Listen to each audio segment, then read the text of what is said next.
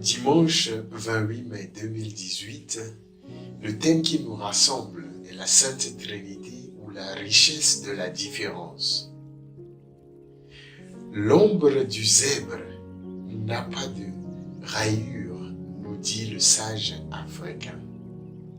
À quoi bon chercher à cerner totalement le mystère de Dieu lui-même? Après la résurrection de Jésus, la fête de la Pentecôte ou la venue de l'Esprit Saint, l'Église catholique célèbre la Sainte Trinité.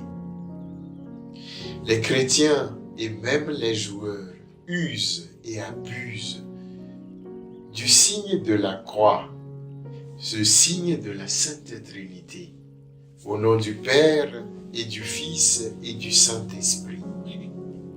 Bien qu'on n'y comprenne rien à ce signe symbolise la Sainte Trinité, un seul Dieu en trois personnes.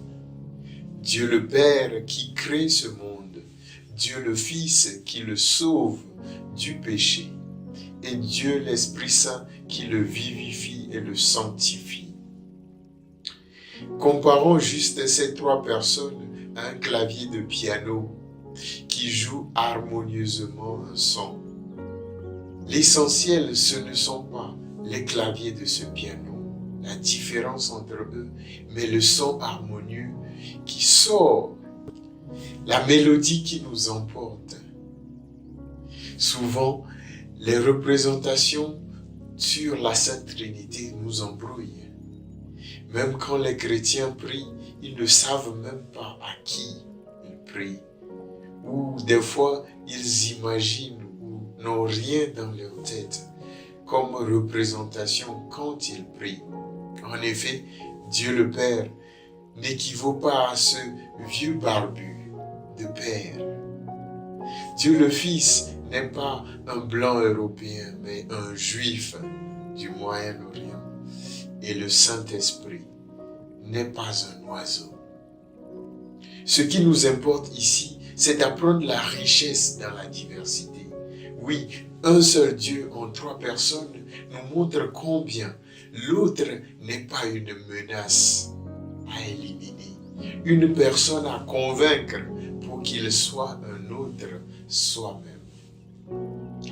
Que de fois, des parents imposent à leurs enfants leurs rêves, des enfants qui désirent avoir des parents selon leur idéal, des couples qui peinent à accepter leurs différences. On veut plaire à autrui, mais on attend que l'autre puisse faire le même effort et me plaire en retour. L'amour et l'unité dans la Sainte Trinité, c'est aimer tout en laissant la possibilité à l'autre d'être soi. Aimer, c'est reconnaître la différence. Reconnaître la différence, c'est souffrir. Que l'autre me déçoit, me trahisse, ne fasse jamais mes intentions, comme par exemple me souhaiter un joyeux anniversaire en mettant ma photo sur son profil Facebook ou WhatsApp. Aimer, c'est souffrir de voir que l'autre refuse de changer et de suivre mes idées, même si j'ai raison. À Khalil Gibran de dire « Aimez-vous les uns les autres, mais ne créez pas une entrave à l'amour, que ce lien soit plutôt comme une mer mouvante entre les deux rives de vos âmes.